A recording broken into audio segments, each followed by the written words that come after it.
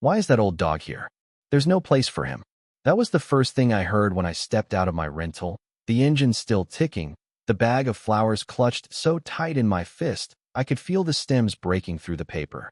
Karen's voice floated down from her second-floor balcony, just as sharp and dismissive as it had been 10 years ago, and honestly, it stung more than I'd care to admit. 10 years. That's how long it had been since I left this town, since I lost everything in a legal brawl that damn near broke me. And here she was, Patricia Karen Miller, still holding court like she owned Lakewood Heights, pointing at me as if I were some stray mutt that wandered onto her perfectly trimmed lawn. But today wasn't about the HOA. Even though the annual meeting was happening later, I didn't come back to make nice, didn't come to bury the hatchet. I came to finish what should have been finished a decade ago. You know what I mean? The air was different here now, almost artificial. That morning sun stretched shadows across streets that used to feel familiar, used to feel like home, and all I could see were these soulless, shiny mansions, tennis courts, security cameras peeking out from every angle. The families, the backyard barbecues, the kids riding bikes till the streetlights buzzed on, gone. This place had been scrubbed down by money and pride, polished till it barely had a face left. "You have no business being here, Daniel Moore," Karen called, that venom in her voice exactly as I remembered. She looked older, maybe pushing 65, but still dressed like the queen of a country club nobody else could afford to join. I caught a glimpse of her house behind her, chandelier and marble, more suited for a hotel than a volunteer HOA president. Either the HOA started paying in gold bars or Karen found some creative side hustles. But I wasn't here for her. I was here for Mom. Or at least, I thought I was. That tiny plot, tucked behind the oaks by the lake, was the only thing that ever made this place feel sacred. I'd missed Mom's funeral, too broken, too angry. So, yeah, I was haunted by that. But as I made my way toward where the cemetery should have been, I couldn't shake the feeling that everything had shifted, like I'd stepped into a version of Lakewood Heights built just to gaslight me. Every landmark I knew had been replaced by something expensive, bland, and deeply forgettable. "I'm just here to visit my mother's grave," I called up, forcing my voice to stay flat, like I was talking to a neighbor, not an enemy. "I'll be gone before your meeting starts." Lie, but I needed time. I needed to know what happened here. And in that instant, Karen's face shifted, something sly, almost panicked, flickered across her eyes. She said, "Your mother was never buried here. There's never been a cemetery in this community. Maybe you should check into a memory care facility, Daniel." Like I was some confused old man. But that was a lie. I remembered Dad's funeral, that first handful of earth I tossed on his casket, the way Mom insisted her spot be right next to his. I remembered every damn moment. Yet, when I got to where the grave should be, all I found was a community wellness garden, neat rows of veggies, a few wind chimes, and a cheery little sign. Established 2019. It was as if that whole place, my family, our history, had been erased, buried under a layer of organic topsoil. Not a headstone, not even a hint in the dirt that anything sacred had ever been here. Standing in that garden, smelling basil and marigold, something snapped in me. This wasn't about grief anymore. Someone had rewritten the story of this place, and I'd bet my last dime Karen was at the heart of it. My architects, I started scanning every detail. The expanded community center, that pro-grade tennis court, security everywhere. No HOA with a basic budget could pull this off. Somebody was funneling money. Somebody was hiding something. And the person watching me from that balcony? She was scared. When I saw my old house, with a new black Mercedes S-Class in the garage, I knew. Karen wasn't just living there. She was living well. I'd built that garage with my own hands, and now it sheltered her luxury ride. Funny how things come full circle, right? That afternoon, I drove to the county records office, heart pounding like I was about to steal something.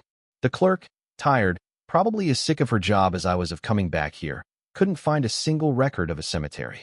But what she did find was a zoning document, tucked in a pile of amendments, authorizing the relocation of historical burial sites, with my signature. Only problem? I hadn't lived in the state for years when it was supposedly signed. Someone forged my name, and it didn't take a genius to guess who. Back at my car, trying to breathe, an old man tapped on the window. "You're Daniel Moore, right?" He introduced himself as Henry Peterson, former board member.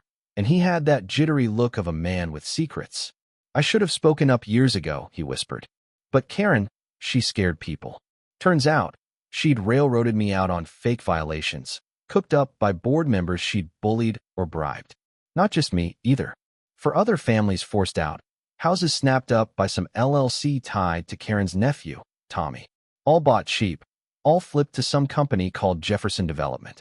Henry handed me a folder stuffed with old clippings, financial records, notes, everything pointing to the HOA sitting on millions, while residents got bled dry. Karen's been funneling money, prepping the ground for developers, Henry said, his voice shaking. She gets the old-timers out, flips the land, cashes in. But Henry had saved more than gossip. Turns out, when I bought my property years ago, I'd kept a weird little easement, the plot where the whole community's electrical box sat. It meant I still had a legal right to demand financial records, attend meetings, even challenge the board. That was my ticket back in. With Henry's help, I found Natalie Brooks, a young lawyer, sharp as a tack, who'd been itching for someone with standing to take on Karen. "We've got a shot, Daniel," she said, sweeping aside piles of documents in her messy office. "She's built a castle on rotten foundations.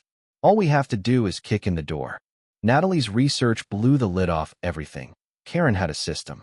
Spot the vulnerable, bleed them dry with violations, force them out, buy up their homes, and sell them for a fortune. All legal on the surface, but underneath? Embezzlement, intimidation, fraud.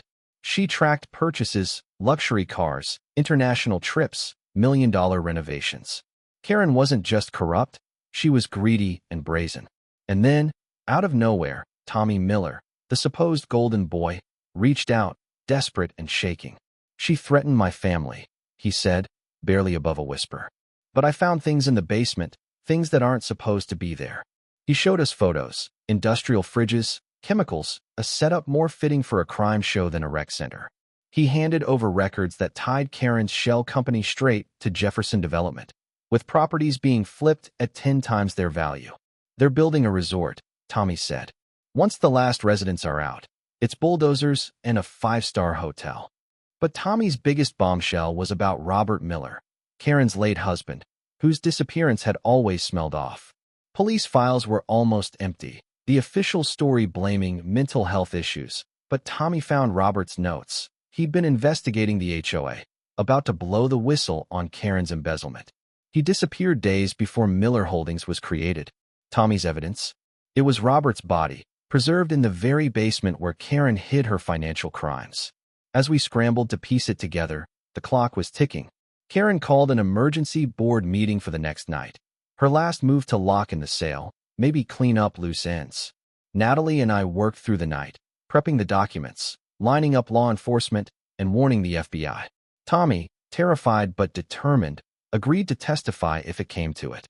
The night of the meeting, I showed up early, heart in my throat, watching neighbors shuffle in, half of them blissfully unaware. Karen stood at the front, immaculate as ever, delivering her speech about outside agitators and progress. Yeah, that happened. I let her talk, let her soak up the applause, and then I stood up.